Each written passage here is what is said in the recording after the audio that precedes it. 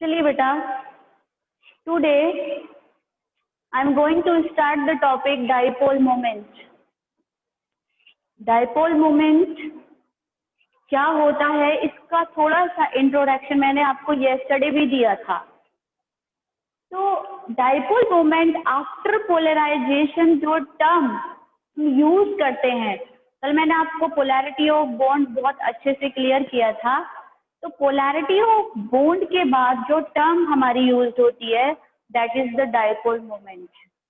Dipole moment एक vector quantity है और डाइपोल मोमेंट को ग्रीक वर्ड म्यू से डिनोट करते हैं। म्यू इज इक्वल टू होता है चार्ज यानी कि C into distance of the negative and positive centres, और यह हमारी हो गई डिस्टेंस। यहाँ पर हम चार्ज लिख देते हैं, पूरा खोल देते हैं, mu into charge into distance. Mu is equal to क्या होता है, चार्ज इंटू डिस्टेंस। डिस्टेंस हमारी किसके बीच की है, पॉजिटिव और निगेटिव सेंटर्स जो है हमारे उनके बीच की डिस्टेंस है। क्योंकि हम एटम लेते हैं कोई भी 2 या 3 या पॉली एटॉमिक भी ले सकते हैं हम, तो उनके बीच के डिस्टेंस को हम यहाँ पर डिनोट कर रहे हैं। तो जो चार्ज होता है हमारा वो कूलम में होता है, जिसको हम C या Q से डिनोट कर सकते हैं, और डिस्टेंस हमारी यहाँ पर हम R से ले रहे हैं या T से ले सकते हैं, जो भी आप डिनोट करना चाहें। तो यहाँ पर एक फॉर्मूला बन जाता है हमारा, mu is equal to Q charge है वो कूलम में होता है, और जो हमारा डिस्टेंस है R वो मीटर में होता है। किसमें होता है, ये मीटर में होता है। तो हमारा जो म्यू होता है वो हमारा कूलम मीटर में होता है। इसको हम एक पर्टिकुलर वर्ड डिबाई से, इसकी जो यूनिट है वो डिबाई है, तो हम डिबाई भी यूज कर सकते हैं, और 1 डिबाई में 3.33 इंटू 10⁻⁻30 कूलम मीटर होता है। यहाँ पर हम क्या करेंगे, 1 debye is equal to 3.33 into 10⁻⁻30 coulomb metre. तो ये आप थोड़ा सा याद रखेंगे। अब हम बहुत सारे एग्जाम्पल्स के थ्रू डाइपोल मोमेंट को क्लियर करेंगे। फॉर एग्जाम्पल 1 हम लेते हैं HF। हमने डाई एटॉमिक मॉलिक्यूल लिया विच इज HF। अगर हम देखें तो H और F के बीच में सिंगल बॉन्ड होता है। डाइपोल मोमेंट के अकॉर्डिंग जो इलेक्ट्रॉन पेयर है वो शिफ्ट कहाँ हो जाएगा, पोलैरिटी डेवलप कैसे होगी, क्योंकि शिफ्ट हो जाएगा shared pair electron towards the most electronegative element, तो डाइपोल मोमेंट क्रिएट हो जाएगा। तो यहाँ पर हम डाइपोल मोमेंट को शो कर देते हैं और हम एक एरो क्रिएट कर देते हैं जिसका जो हेड होता है वो मोस्ट इलेक्ट्रोनेगेटिव एलिमेंट की तरफ होता है या एटम की तरफ होता है, और जो टेल होती है वो इलेक्ट्रो पॉजिटिव एटम की तरफ होती है। तो इस तरीके से HF के बीच में डाइपोल मोमेंट आ गया क्योंकि पोलैरिटी डेवलप हो गई। तो पोलैरिटी और डाइपोल मोमेंट दोनों एक दूसरे से कनेक्टेड हैं। दूसरा एग्जांपल हम लेके चलते हैं BeF2। BeF2, यहाँ पे Be बेरिलियम है, बेरिलियम डाइफ्लोराइड है। अब हम यहाँ देख रहे हैं कि Be सेंटर में है और जो फ्लोराइड है वो दोनों तरफ है। एक लीनियर स्ट्रक्चर हमने बनाई है जिसका बॉन्ड एंगल 180 डिग्री है। लीनियर स्ट्रक्चर होता है तो हाइब्रिडाइजेशन भी होता है, जो आपको इस चैप्टर में लास्ट में पढ़ने को मिलेगा। हाइब्रिडाइजेशन क्या होता है वो पता चल जाएगा आपको, और हाइब्रिडाइजेशन होता है इनके बीच में Sp। अब यहाँ पर हम देख रहे हैं कि Be जो है वो पॉजिटिव सेंटर है which having the 2 positive electron. अब यहाँ पर 1 इसके पास गया और इलेक्ट्रोनेगेटिविटी S की ज्यादा है, तो शेयर्ड पेयर्ड इलेक्ट्रॉन S की तरफ शिफ्ट हो गए। जितने इधर शिफ्ट हुए उतने ही इधर हो गए, तो डाइपोल मोमेंट जितना इधर लग रहा था उतना ही उधर लगा, और नेट डाइपोल मोमेंट हो गया हमारा 0। तो यहाँ पर जो नेट डाइपोल मोमेंट है वो हमारा हो जाता है 0, क्योंकि जितना राइट हैंड साइड में लग रहा है उतना ही लेफ्ट हैंड साइड में लग रहा है, तो बैलेंसिंग करके 0 आ गया, कोई भी डाइपोल मोमेंट की हमारे पास वैल्यू नहीं रही। दूसरा एग्जाम्पल के बाद हम एक और एग्जाम्पल लेते हैं, विच इज थर्ड एग्जाम्पल हम लेके चलते हैं H2O का। अब पोलैरिटी आपको डेवलप करनी पड़ेगी, देन आपको साइन लगाना पड़ेगा किसका, डाइपोल मोमेंट का। आपको पता है, मैं पहले भी बता चुकी हूँ कि जो हमारी वाटर की स्ट्रक्चर होती है वो होती है हमारी बेंट स्ट्रक्चर, यानी कि कुछ झुकी हुई स्ट्रक्चर होती है। और स्ट्रक्चर झुकती क्यों है, उसमें क्यों डिस्पर्शन आ जाता है, क्यों थोड़ा सा उसमें वो आ जाता है, थोड़ा सा झुकाव आ जाता है, वो आता है उसमें due to the presence of the lone pair of electrons and here oxygen having the 2 lone pairs. ठीक है, 1 पेयर ये रहा और 1 पेयर ये रहा, 2 लोन पेयर्स हैं। इनके बीच में जो बॉन्ड एंगल है वो 120 डिग्री से रिड्यूस होकर 104 डिग्री रह जाता है। अब मैं यहाँ पर आपको बताऊंगी कि किस तरीके से पोलैरिटी डेवलप होगी। जो ऑक्सीजन है वो मोर इलेक्ट्रोनेगेटिव एटम है कंपैरिजन टू हाइड्रोजन, तो इलेक्ट्रॉन पेयर को अपनी तरफ शिफ्ट करेगा, ये वाला भी शिफ्ट करेगा। और जो लोन पेयर होते हैं उनको कोई अदर एटम अपनी तरफ शिफ्ट करेगा, तो उनकी डायरेक्शन हमेशा ऊपर की तरफ ही होगी, है ना, ऊपर की तरफ ही जाएंगे।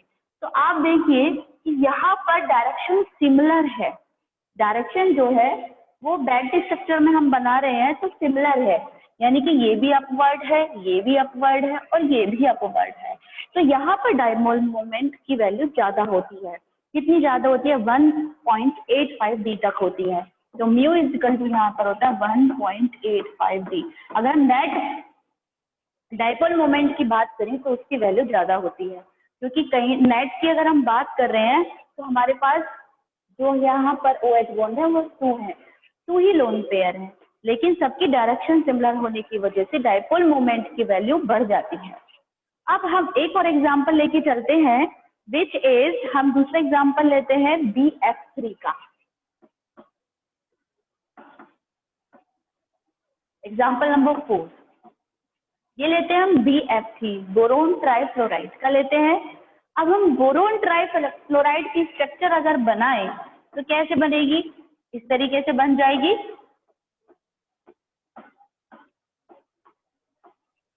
ठीक है, या अगर हमें और अच्छे से समझना है तो हम इसकी स्ट्रक्चर को ऐसे भी बना सकते हैं, कोई परेशानी नहीं है। तब भी यहाँ पे इलेक्ट्रॉन डेफिशिएंसी है, बोरोन अपना जो सेंटर एटम बोरोन है वो अपना ऑक्टेट कंप्लीट नहीं कर पाता है। तो हम देख रहे हैं कि बोरोन इलेक्ट्रोपॉजिटिव है, क्योंकि मेटालिक नेचर शो करता है तो ये इलेक्ट्रोपॉजिटिव है। तो यहाँ पर फ्लोरीन जो है वो इलेक्ट्रोनेगेटिव होने की वजह से इलेक्ट्रॉन पेयर को अपनी तरफ अट्रैक्ट कर लेगा और इस तरीके से साइन यहाँ पर डाइपोल मोमेंट शो होने लगेगा। अब आप देखिए कि सबकी वैल्यू नीचे ही है, इट मीन्स जो नेट डाइपोल मोमेंट है उसकी वैल्यू कुछ तो होगी। तो यहाँ पर जो वैल्यू है वो यहाँ पर कितनी हो जाती है, या तो हम इस तरीके से स्ट्रक्चर बनाएं कि जो हमारा BF3 है वो बैलेंस हो जाए, या हम उसकी स्ट्रक्चर यहाँ पर तो कुछ वैल्यू होगी, या हम ऐसे भी बना सकते हैं।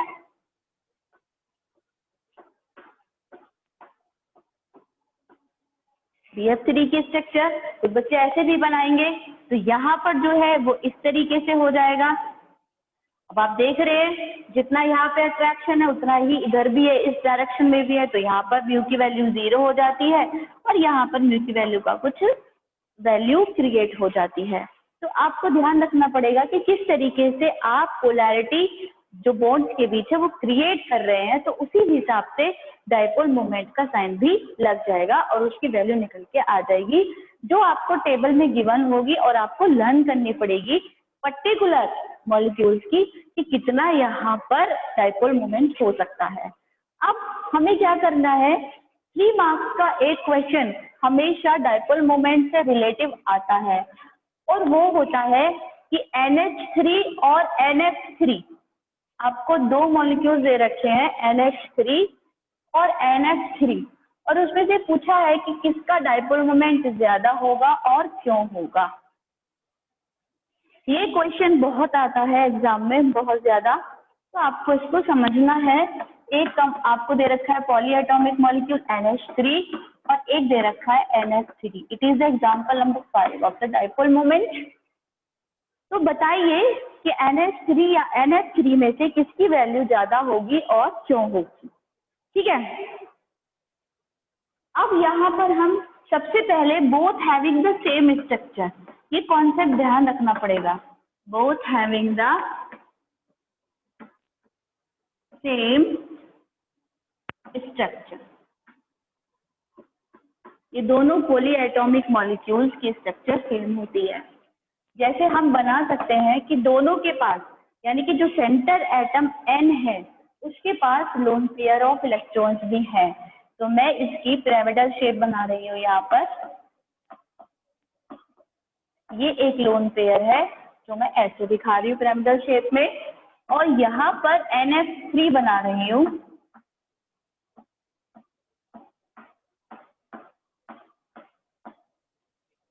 इस तरीके से मैं बना रही हूँ स्ट्रक्चर।